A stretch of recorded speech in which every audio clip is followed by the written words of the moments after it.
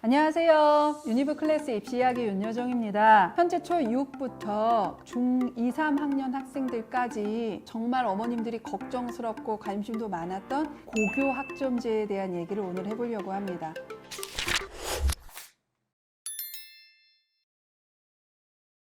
고교 학점제는 그렇게 어렵지는 않아요. 그러니까 그 이전에 우리 고등학교, 중고등학교 모두 다 단위였어요. 1단위, 2단위.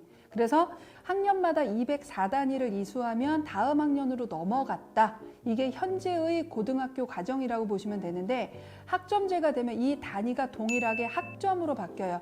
한 시간이 1학점이라고 생각하시면 되고요. 기존의 204단위보다는 조금 더 낮은 192학점을 이수하면 다음 학년으로 진급이 되도록 하는 거. 그 다음에 또 하나의 변화는 고2, 고3부터는 아이들이 자기가 원하는 과목을 선택하고 시간표를 스스로 작성한다. 이게 두 번째 변화라고 보시면 돼요.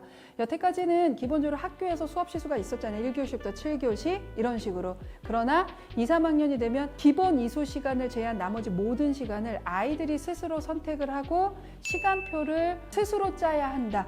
라는 측면이 조금 많이 바뀐 거다. 이렇게 이해하시면 되는 게 고교 학점제입니다. 세 번째는 기본적으로 고등 교과목 자체가 조금 더 바뀌었다. 그냥 이렇게 이해하시면 됩니다. 고1 과정에 공통 과목이 있어요. 국영수, 통합사회, 통합과학, 한국사. 그 다음에 일반 선택 과목, 진로 선택 과목을 2, 3학년 때 하는 패턴이었다면 이제 이렇게 학점제로 바뀌게 되면 기본적인 공통 과목은 똑같아요. 국영수, 통합사회, 통합과학, 한국사 이건 똑같다면 선택 과목이 조금 더 확대돼서 일반 선택, 진로 선택, 융합 선택 과목이 생겼다. 그래서 선택의 폭이 조금 더 넓어졌다. 그냥 이렇게 세 가지가 좀 변화됐다라고 이해하시면 됩니다.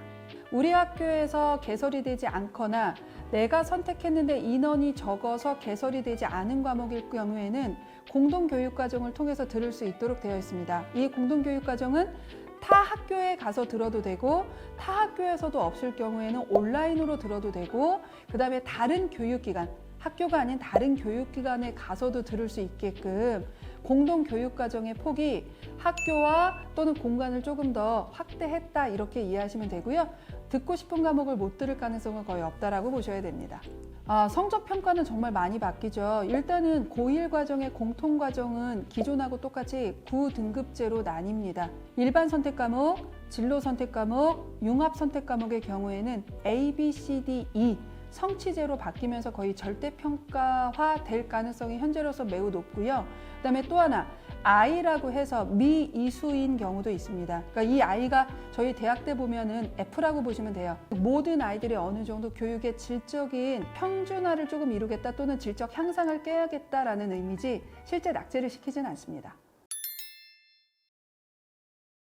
연구 선도학교라고 하는 것들을 시행을 하는 건 고교 학점제는 우리나라에서 처음 시행하는 것이기 때문에 미리 고교 학점제처럼 아이들이나 학교나 교육청 단위의 자율권이나 이런 것들을 좀 확대하고 그렇게 확대됐을 때 나타날 수 있는 문제점이나 장단점을 조금 보기 위해서 하고 있는 게 연구 선도 학교라고 보시면 됩니다. 올해 같은 경우는 교육부에서는 고등학교의 80% 이상을 연구 선도 학교로 확대할 예정이다라고 하고요.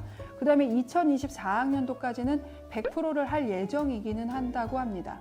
고2, 고3 때 아이들의 선택을 정말로 일반 선택, 진로 선택 또는 그 선택 과목을 넓혀보고 아이들이 실제 어떻게 선택하는지 그리고 그 선택이 어느 정도로 광범위하게 좀 펼쳐지는지 이런 것들을 좀 미리 하겠다는 뜻이죠. 근데 그렇게 미리 하겠다고 하더라도 이 아이들도 결국 현재의 입시로 대학을 들어가야 되기 때문에 그 선택의 폭이 고교 학점제가 전면 시행되는 그 2025년도하고 같을 수는 없을 것 같아요.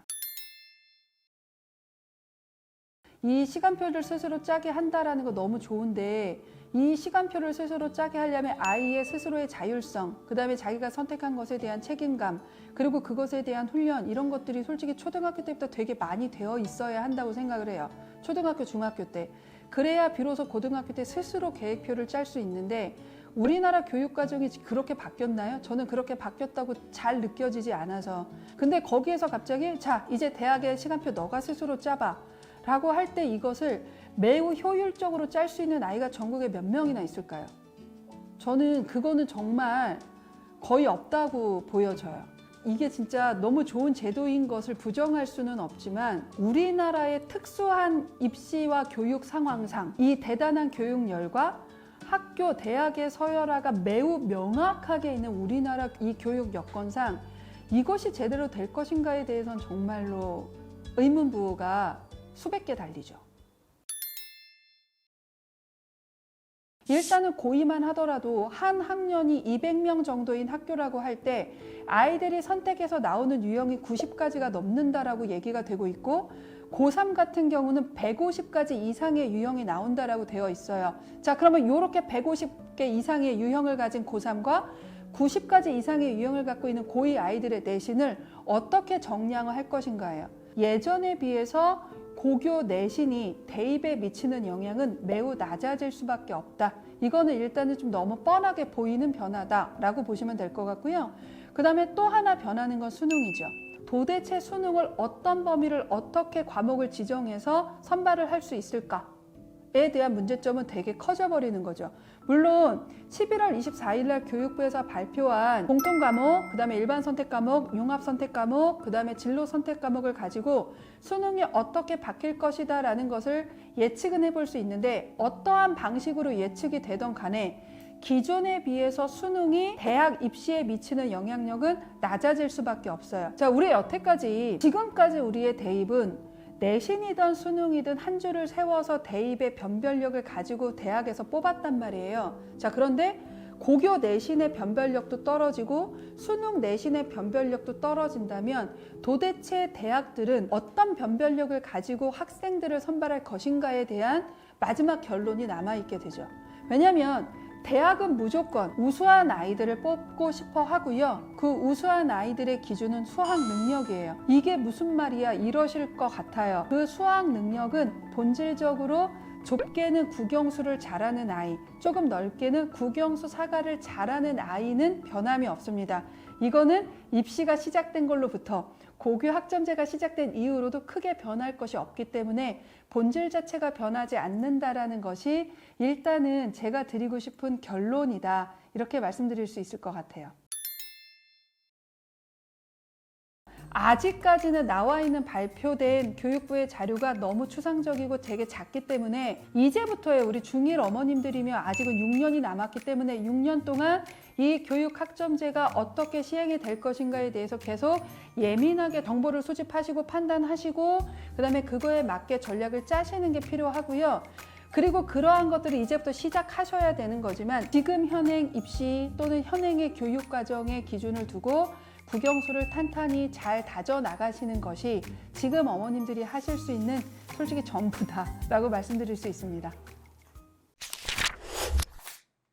오늘은 큰 틀로 고교 학점제가 무엇이고 고교 학점제로 예상되는 변화가 무엇인지에 대해서 간략하게 말씀을 드렸고요. 다음에 이 내용에 더해져서 좀 더 깊이 있는 고교 학점제로 나타날 수 있는 변화나 특징들에 대해서 얘기를 해보도록 하겠습니다.